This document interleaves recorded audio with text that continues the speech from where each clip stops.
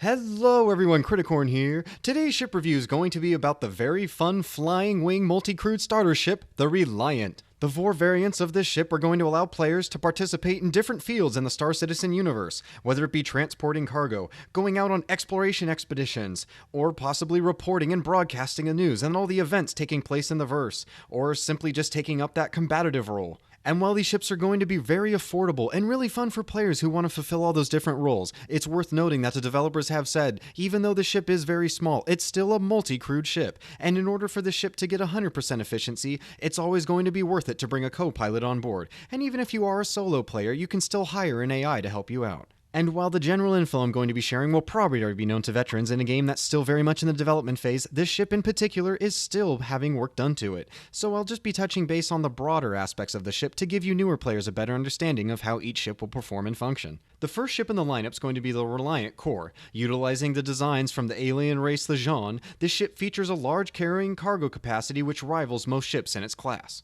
Requiring a crew of 2 and having a cargo capacity of 30 standard cargo units, this ship's going to be a very excellent short-range cargo hauler. Of course, having the expanded cargo hold doesn't mean that players are strictly limited to just transporting goods. You can also take the ship out and be a very efficient salvager. Now, while I am just going to be speculating as to why the Reliant Core will be an efficient salvager, there was something in the official description at the very end that caught my eye, which simply said that there's going to be some simple additions and a few optional components that can be added onto the ship, which would allow it to do anything you could dream up. Of course, by reading that, I simply instantly think the ship is going to produce my Hollywood crush right in front of me. I think that the sensor and scanner loadout on this particular ship is going to be able to be modified and tweaked in order to find salvaged wrecks more quickly and efficiently. And of course, put together with the expanded cargo hold, players are going to have a really fun time being able to take a friend with them and go on many salvage expeditions together. And while the ship's defenses are more on the lighter side, not being a very strong combative ship, this ship is still highly recommended for players who enjoy transporting goods or going on salvaging expeditions with their friends or hiring AI. Now, if you would like to pledge for the Reliant Core, it comes in at a great standalone price of $50. Between the price and what the ship has to offer, I would highly recommend the ship for any player who enjoys all 3 of those aspects, and go ahead and pledge for the Reliant Core.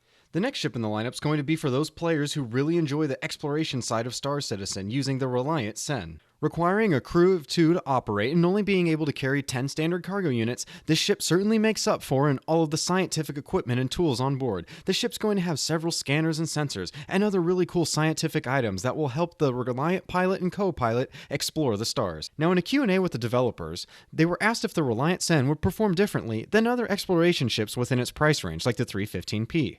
The developers went on to say that while the 315P can locate and navigate jump points a lot more quickly than the Reliant Sen, the Reliant Sen's computers, sensors, and scanners will allow players to do a lot of in-system region exploration. Of course, while it's all player preference as to what kind of scanners and sensors are loaded out on your ship to navigate whichever desired targets you wish to explore, the computer in the back of the Reliant will be able to compute all the info that you collect, able to package it up in a bundle, allowing you to sell it back to the UEE office, information brokers, or a private party. Now, in a Q&A question with the developers, they were asked if the Jean's materials and technologies used to construct the Reliant would enable the ship to handle the effects of heat, radiation, and other space anomalies a lot better than its other competitor. The developers responded and said yes, it actually would. And while we won't know the extent of these different resistant levels until the anomalies are actually added within the game itself, they said that even though you can't fly recklessly through or around these different space hazards, you won't have to tiptoe around them either. While this effect does apply to all 4 Reliants, it affects the Reliant Sen directly, as you're going to be coming up to those space anomalies up close, whether it be black holes, supernovas,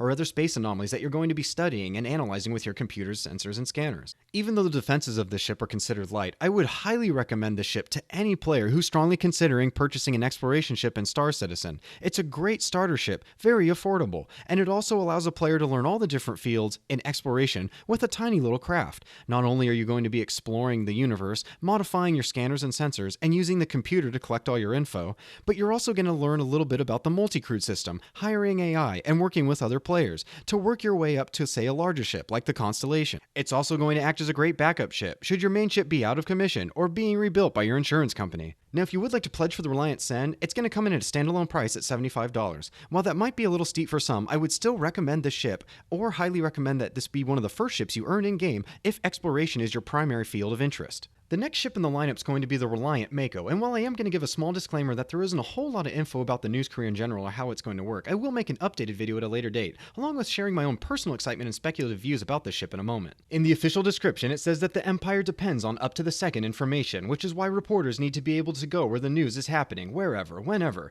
Enter the Mako, all the flexibility and dependability of the MISC Reliant combined with the state-of-the-art imagery enhancement suite and turret-mounted optics to capture every moment as it happens with the clarity and accuracy that makes the headlines.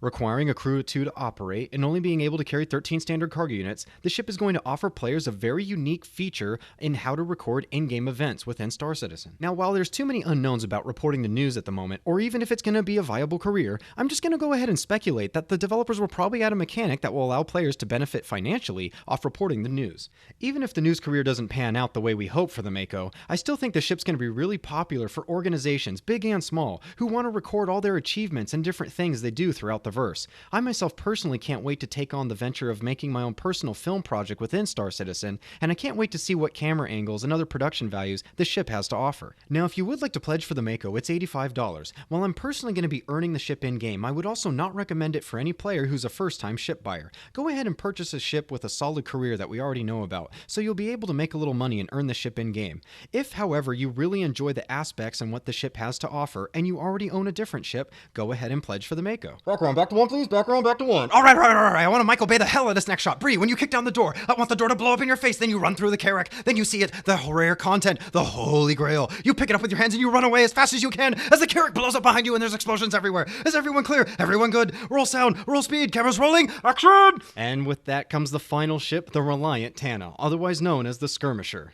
Requiring a crew of 2 to operate and only being able to carry 10 standard cargo units, the official description goes on to say, with humanity ever expanding through the universe, the need for a versatile lightweight fighter has expanded with it. Easy to maintain with a rugged construction, the Reliant Hanan makes for an ideal choice for the frontier and outpost defenses thanks to its custom high-yield power plant, stronger shields, and additional weapon mounts. And while the ship's not going to be the most maneuverable or have the strongest shields on the battlefield, it's still going to have some heavy-hitting firepower, along with a couple of missile racks stowed in its wings. Now, while I am just going to be speculating on this final feature, the developers have always said that ships with good electronical and computer loadouts will be able to upgrade their systems and have very advanced targeting systems. Now, because the Reliants in general all have very good electronical and computer loadouts, I think that the Reliant Hanan is going to be included in this feature, being able to target and pinpoint specific features on a ship, whether it be the thrusters or weapons, and disable them. The developers have said you can always acquire these targeting systems through the black market, salvaged military ships, and I think that the Reliant's going to benefit from this feature, which will be really popular amongst pirate ships,